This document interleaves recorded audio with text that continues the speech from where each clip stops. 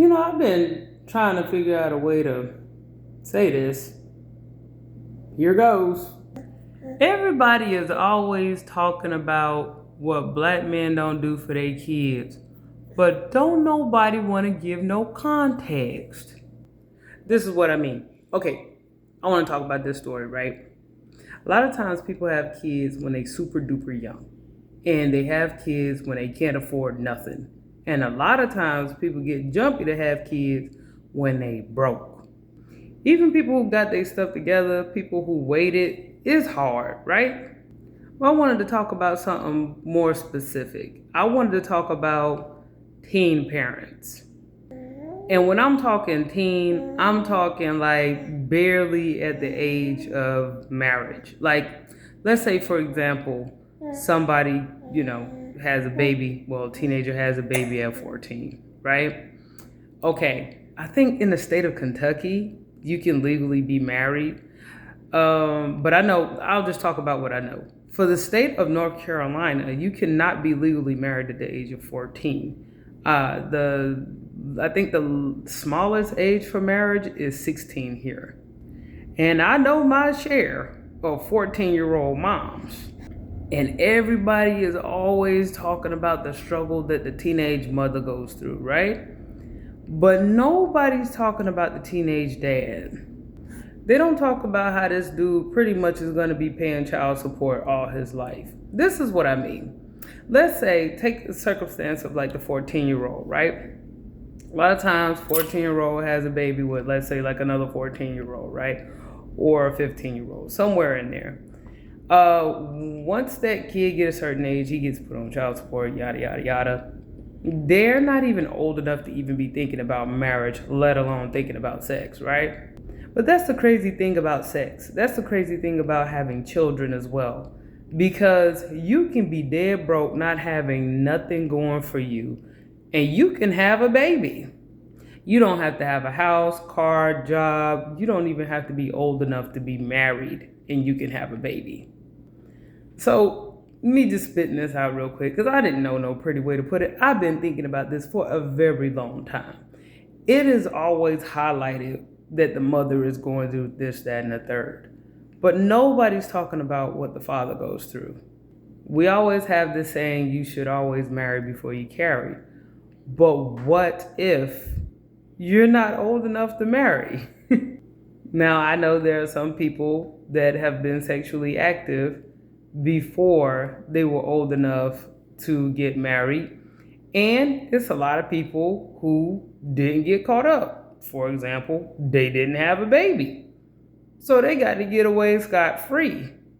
There's quite a few of us who've had some experiences as teenager and younger and been with people that we knew we shouldn't have had no business dealing with. And we never had a kid with them. So we got to move on with our lives. Well, what about people who were not that lucky? Because this is why I be thinking.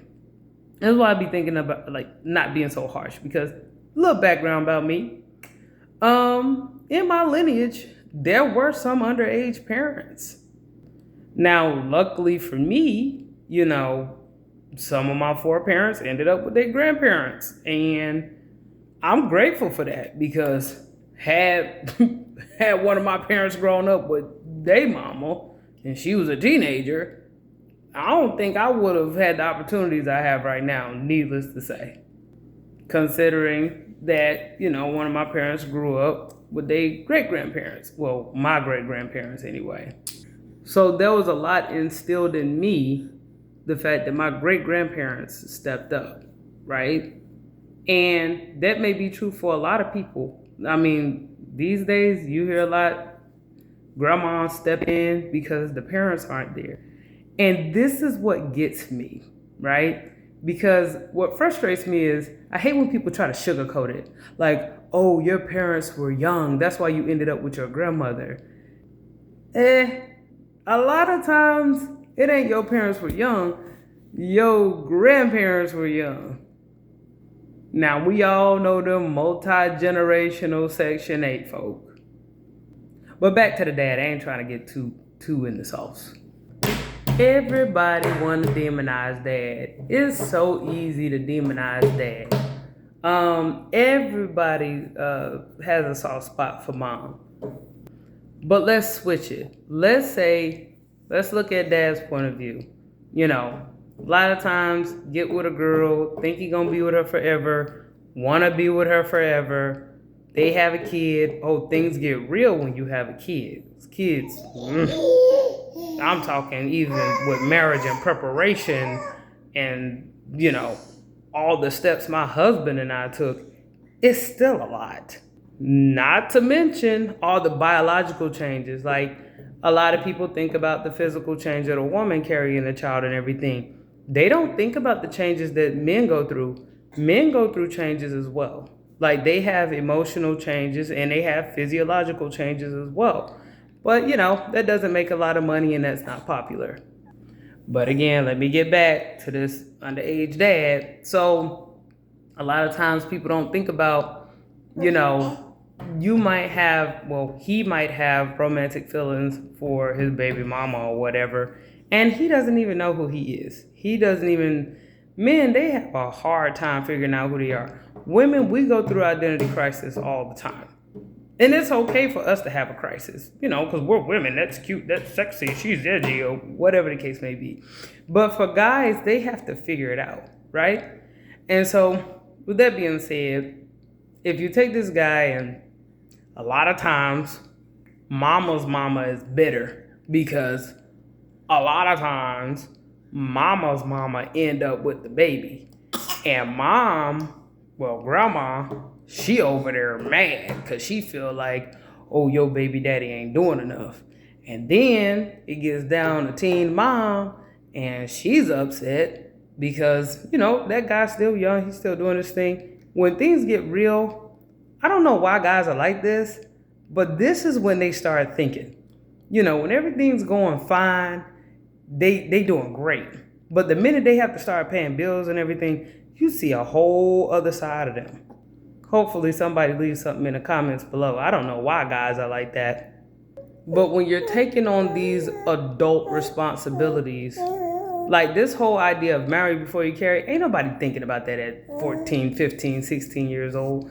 These days, people only tell kids, you know, practice safe sex, wear a condom, get the girls some birth control or IUD. And nobody's talking about like the social consequences, the generational consequences of what everybody is doing here. Because ultimately what ends up happening is that young man starts wanting to experience a full life, which is something that clearly the woman doesn't have a choice in. You know, he don't have the burden of being home, taking care of the kids, you know, taking the child to daycare, changing diapers, dealing with teething, you know, things that mothers deal with.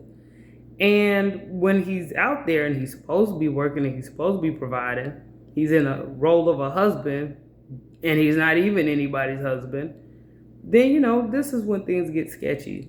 And this is when there's this narrative that he doesn't care about the child or he doesn't care. He might not care about the baby mama no more because that was special when he was 15.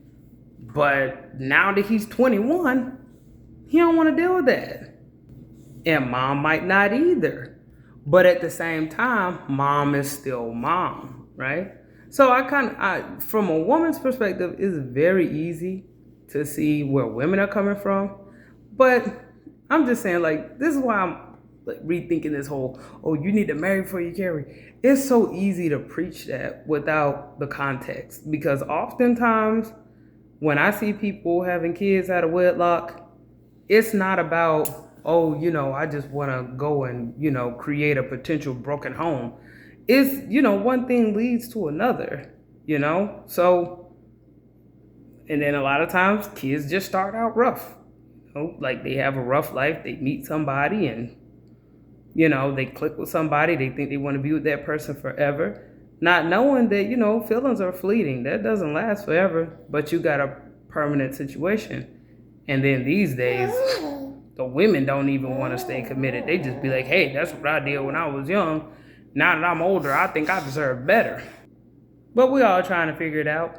I just wanted to share that because I've been thinking about that for a minute. It's like, you know, I guess it's easy for me because I grew up with mostly boys and I've seen the backstory.